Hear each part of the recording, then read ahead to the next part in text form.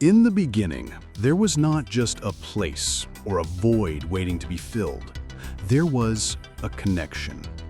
A living, pulsating protocol of pure energy. A symphony of light and life flowing effortlessly between creator and creation. This perfect signal was not just for display. It was the very framework of existence, the operating system of reality. And humanity was born inside this perfect communion, designed not just to inhabit a world, but to be its conscious heart, to walk inside this divine network. Every dawn was a wordless conversation. Every star in the night sky a node in an infinite and unbreakable loop of love and purpose. Have you ever felt a trace of that signal? A quiet pull you can't explain? But every mission, even a divine one, has parameters. A mission only succeeds if the core instructions are followed. And the core instruction was elegantly simple. Trust. Trust the architect of the network. Having supreme freedom, the freedom to maintain the connection, humanity considered a new idea, a counter-proposal whispered from the shadows. Why trust? Why not become your own architects? In the desire to forge their own signal, to write their own code, a choice was made. In that fatal moment of doubt, the symphony did not just falter, it collapsed. The light of the signal did not just flicker, it was disconnected from its source. Not destroyed by an outside force, it was lost from within. A catastrophic disconnection that sent shockwaves through all of reality. Be honest, how often do we try to write our own code? If this hits you, type trust in the comments. And in the deep silence that followed, a new sound emerged. Chaos found its voice. Humanity's story was no longer a symphony. It became the story of this disconnection. The code of communion was corrupted, spawning the virus of jealousy. Brother against brother. The instinct to build, once aimed at communion with the divine, turned inward. Towers of ambition raised on foundations of pride. But a disconnected people cannot create unity. Nation against nation. A species designed for infinite harmony, now broadcasting only static, confusion, and fear. They were utterly lost, adrift in a world that had become a ghost of itself.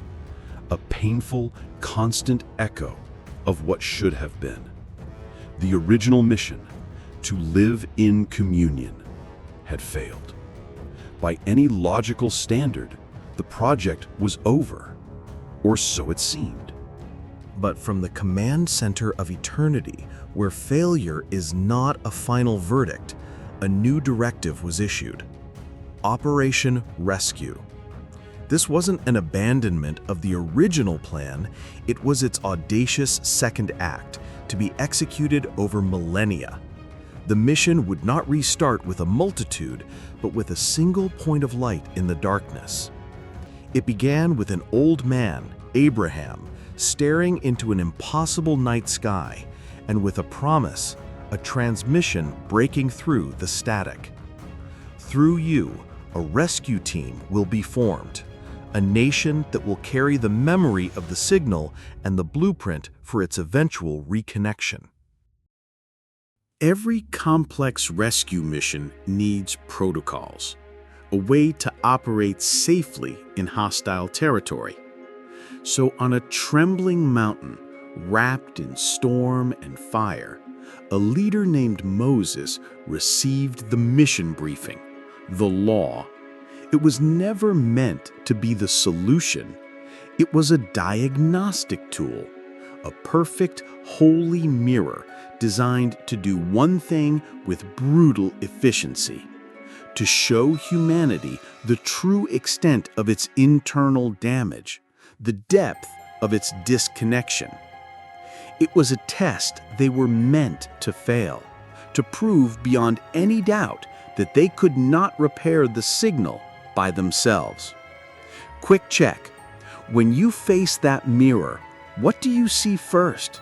Pride, fear, or hunger for reconnection? Drop one word. With the protocols established, the rescue team, the nation of Israel, was deployed into the world. For a time, there were victories. Field commanders called judges rose to fight back the suffocating tide of chaos. A great king, a shepherd warrior named David, showed the world a glimpse of what a reconnected heart could do, creating a golden age. A magnificent temple was built, a physical antenna pointing to the heavens, a static landmark for the lost signal. But the human element remained fragile. The agents were flawed. The kings became drunk on their own power. The people traded the mission for comfort and idolatry. The antenna was desecrated, then destroyed. The team was compromised and sent into exile. Have you ever traded purpose for comfort? If you're choosing purpose today, tap like to mark the moment. Even then, the mission was not abandoned.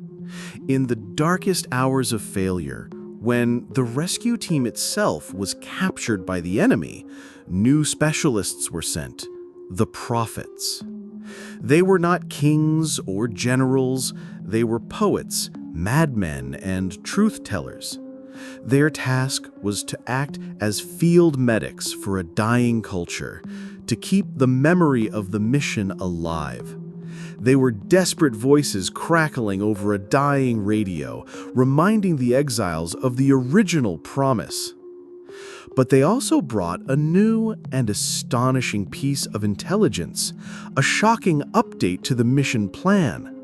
The final phase of the rescue would not be executed by a nation or an army or a new law. It would be carried out by a single, unexpected, unconventional hero. And then an unnerving silence. 400 years of it. Even the static faded. The signal went completely dead. The heavens closed. The world held its breath, trapped in the twilight of fading hope. The rescue mission seemed final, truly aborted. But precisely then, in the deepest quiet, the hero arrived. Not as a conquering general with an army of angels, but as a helpless baby in a forgotten town in occupied territory. He was the ultimate undercover agent. God no longer merely sending messages, God becoming the message. He operated by a completely different set of protocols, an inverted logic that baffled the world. The world expected a political warrior to fight their Roman oppressors, but he came to fight the deeper oppression within the human heart. He did not come to fix the broken political system.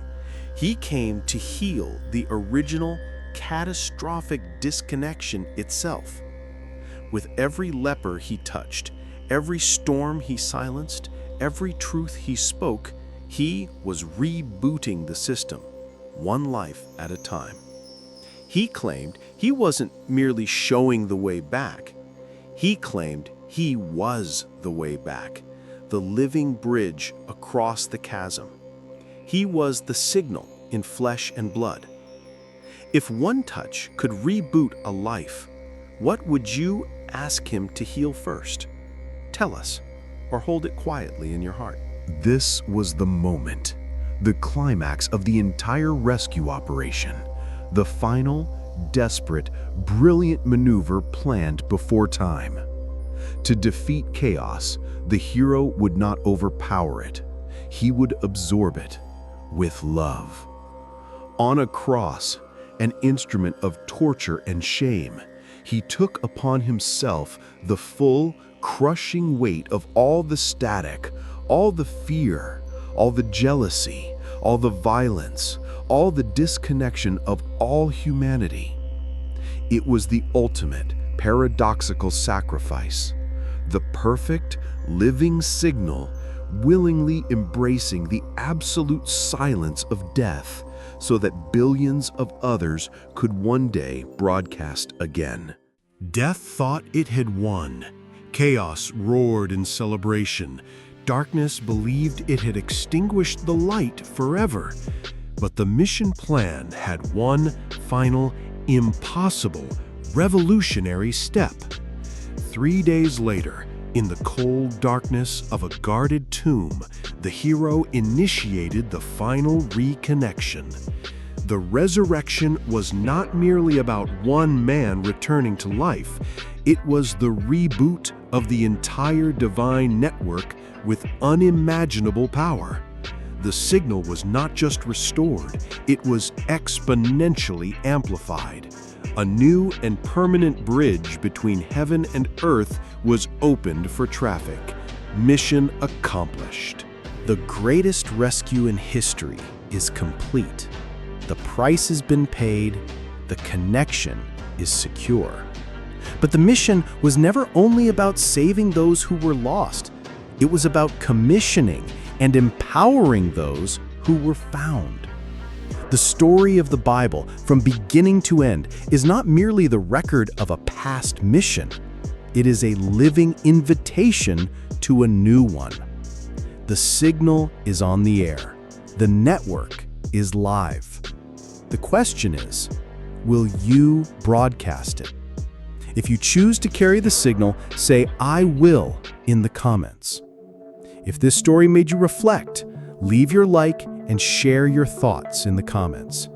Subscribe to Sacred Tales so you don't miss any chapter of this eternal saga. Warm regards, and may God be with you.